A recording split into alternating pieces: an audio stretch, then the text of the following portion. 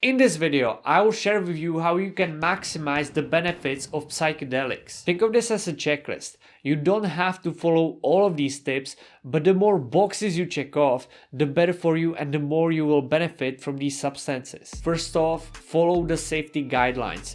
Do not be predisposed to schizophrenia or psychosis. Do not mix the psychedelics with alcohol and things like that. Get off antidepressants at least 1 to 2 weeks before taking the psychedelic. Then you want to choose the right psychedelic for your purpose. For example, if you are dealing with depression, psilocybin mushrooms are probably going to be the best. But if you want to contemplate human problems like your career or your relationships, then LSD might be a better choice. And if you are into non-duality and you are after enlightenment, then I don't think that there is a better psychedelic than 5-MeO-DMT. Or if you are addicted to heroin, you will definitely want to go for iboga. Every psychedelic has different benefits associated with it, and which one you choose is really important. Another tip is to buy the drug from a reliable source and make sure that it is pure. I don't think it's a good idea to buy MDMA or LSD from a random drug dealer in a club.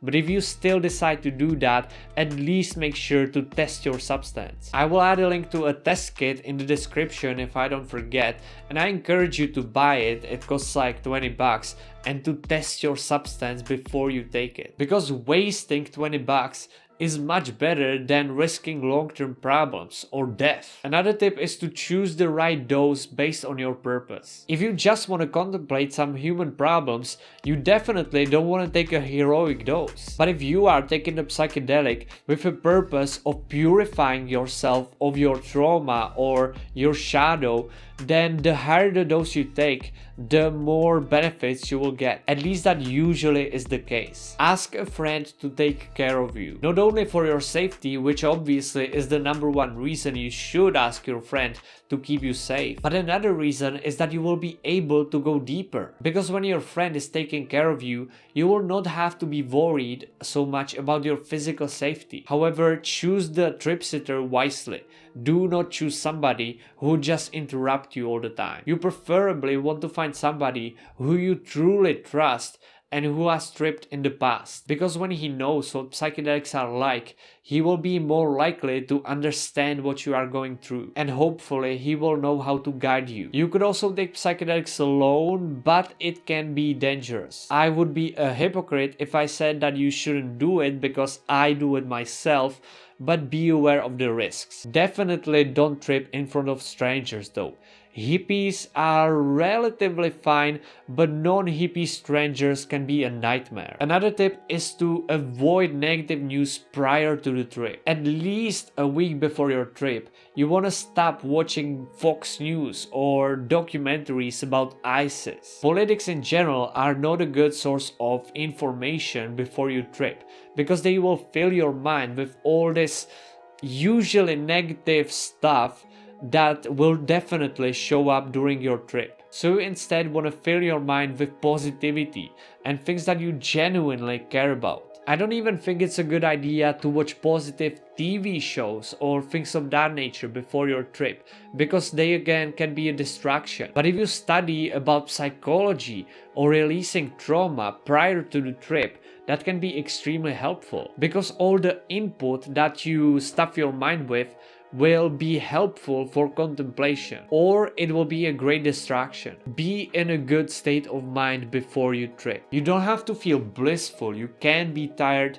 you can be sad, but do not trip if you are going through extremely tough emotions. Maybe it would be beneficial for you to trip at that time.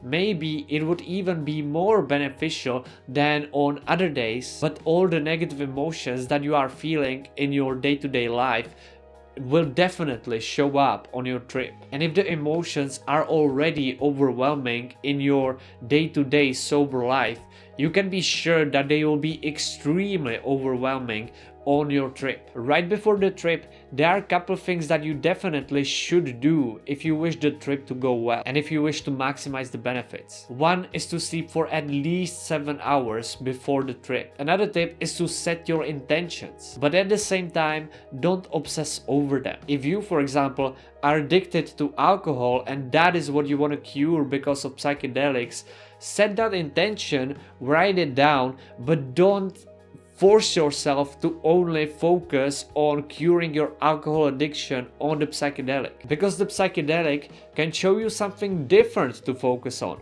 and you don't want to control the state and obsessively try to cure your alcohol addiction. If you just let go and you let the substance guide you, you probably will benefit from it way more than if you try to control it, and you definitely will have a better time. Hide all dangerous objects around you. Do not overeat before the trip. With some psychedelics like 5-MeO-DMT, eating right before you trip can actually be dangerous and even kill you if you are tripping alone. When it comes to psilocybin or LSD, it usually isn't that big of a problem if you eat before your trip. It certainly isn't dangerous, but for example with psilocybin, if you eat a lot of food before you take the mushrooms, you can be sure that you will get massive nausea and you will probably vomit. And I recently ate a lot of food before taking LSD.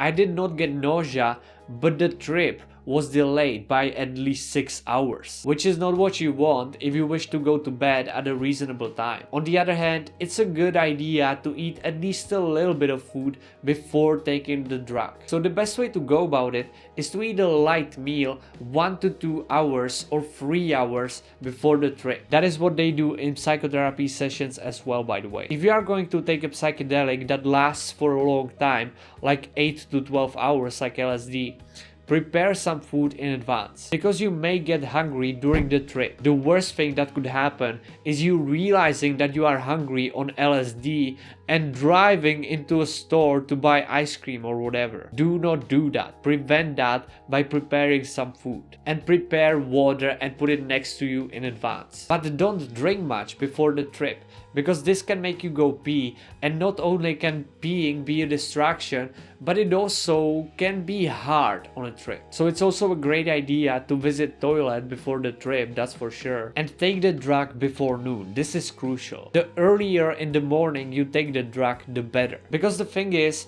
you are not going to be able to fall asleep on the substance, and after the substance is out of your system, you still want to have at least a couple hours to contemplate the experience. So I believe that the best way to go about this is to wake up, have a light breakfast, wait for 1 hour or so and take the substance. Or take the substance in the morning on an empty stomach. But be aware that if you are fasted, the drug will likely be more intense. Use the best route of administration. When it comes to LSD, for example, it doesn't really matter whether you swallow the substance or put it on your tongue, so long as you know that it actually is LSD. In case you are not sure, you better swallow the substance, because in case it is NBOMe, which could be dangerous, by swallowing it, NBOMe is not active. But then with 5-MeO-DMT, for example, there's a big difference between smoking it and snorting it and plugging it. And when it comes to smoking regular DMT, there's a difference between one smoking method and another. So look on the internet and try to find the best route of administration, which is different for every substance. And when you are taking the substance orally, take some ginger along with it, because ginger can greatly decrease nausea and prevent you from vomiting. Of course, you want to take the substance in a safe environment, preferably at home or in nature, which again depends on your priorities. If you wish to develop a strong relationship with nature, take it in nature, but otherwise I would take it at home. During the trip, don't be afraid. And if you are afraid of psychedelics and you get the come up anxiety, at least try to meditate and breathe deeply. Put your phone away when you are tripping and turn on an airplane mode so that nobody distracts you, so that you don't get any social media notifications, or even worse, a call from your parent or your boss. Keep your eyes closed and look inwards. This is a big one. I definitely encourage you to look inside of yourself in opposed to looking around you. The experience will get much more intense if you focus inwards, and I can almost promise you that it will be more beneficial. Use a blindfold. It will just help you keep your eyes closed, and you also will not see the light coming through your skin. And if you can, black out the room you are in completely. Another tip is to keep your body warm, because on psychedelics, people usually lose the ability to thermoregulate properly. That isn't dangerous, but it means that you are likely to get cold even if you are in a somewhat warm environment. So keep multiple layers and blankets around you just in case you get cold. Getting cold isn't bad, but it can distract you. Open up your posture, because there is a huge body-mind connection, and the way your body is set, the way your mind will respond to whatever comes up. And this posture is like saying, bring it on, I'm confident enough, I can handle it. If you instead close yourself, you will actually become more vulnerable, not less. And it will be harder for you to let go once you are presented with that option. Breathe deeply if you can. Don't really try to control your breath that much, because again, it can be a distraction. But if you have the ability to breathe deeply subconsciously, do that. And it is best to practice deep breathing in your sober life, so that once you are tripping, you are able to calm down with your breath. Because just like your posture, your breath can completely change your state of mind. Either listen to a certain type of music or not any music, because listening to gangster rap would not be worth it at all. As much as I love that music, it would definitely cause you more harm than good. And even positive songs with lyrics can be a great distraction, because you will feel like the lyrics are talking to you. You will try to understand them in opposed to looking inwards. So either listen to no music, which will not distract you at all, or even better, listen to a carefully crafted playlist. There is one awesome playlist that was carefully crafted by Dr. Griffiths when he was doing his psilocybin research. And he went over hundreds of songs, and he only chose the best ones that the patients responded best to. So I don't think that there is a better playlist than that. And I will link it into the description if I don't forget. So if you are trying to heal your trauma, for example, or go deep into your subconscious mind, music can be awesome because it elevates your emotions but also keeps you positive. But if you are instead trying to contemplate existential questions or human problems, then I don't think that even this high quality music is good for you, because it is better not to be distracted. Don't mix psychedelics with alcohol or other drugs. Marijuana is an exception. This one can be used with psychedelics, although I don't do it myself. But other drugs like alcohol and stimulants and opioids, these are not good to combine with psychedelics. Not only can the combination be extremely dangerous and even lethal, but also it will decrease the benefits greatly. Remember during the trip, if you can, that you will be back to normal. If you are going through a challenging experience, just try to remind yourself that this is fine and the experience is going to end soon. But even more importantly, you need to let go and to surrender to whatever comes up. Not only will this make the trip much more pleasant and will prevent you from getting a bad trip, but also when you are able to let go and surrender to all the negative emotions and all the trauma that needs to be processed, you will actually be able to process it and let go of it. So remember not to run away from anything, just surrender. It can be the hardest thing ever, but it will pay off. And remember that bad trips are not bad.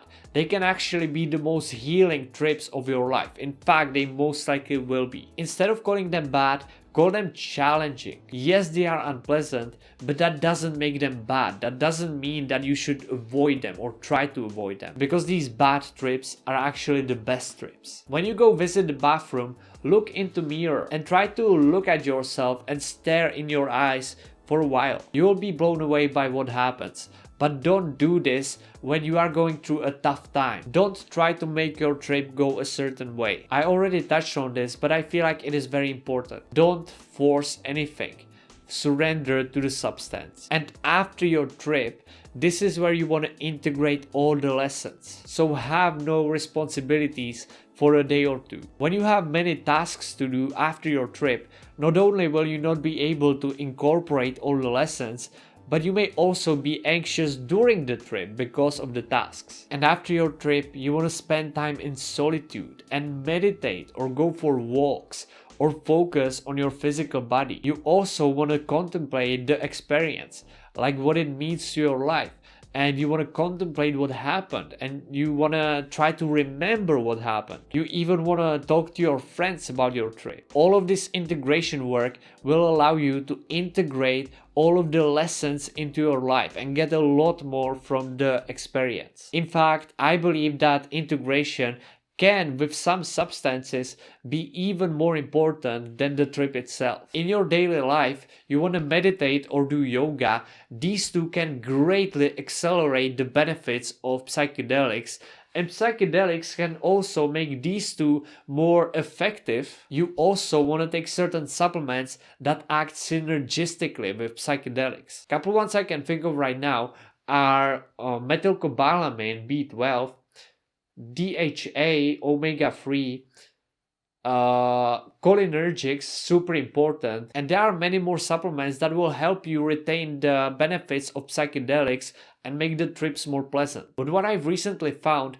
is this nootropic stack that contains almost all of them, if not every single one of them, and that is Qualia Mind. I highly encourage you to consider taking Qualia. I myself am not taking it right now because I'm the poorest guy ever, and Qualia is somewhat expensive, but it certainly is not nearly as expensive as if you were to buy all the ingredients one by one. And I believe that if you value your brain health and happiness, Qualia is super important. It's almost a must. So I will put a link into the description. You do not have to buy Qualia. I'm just sharing what I will do in the future. And study in depth about the specific psychedelic that you are taking. Find a good, reliable teacher that specifies in that psychedelic specifically. Like with 5-MeO-DMT, for example, I love the work of Martin Ball, and he helped me so much with understanding the substance and preparing myself for taking it. Avoid negative input, which we talked about,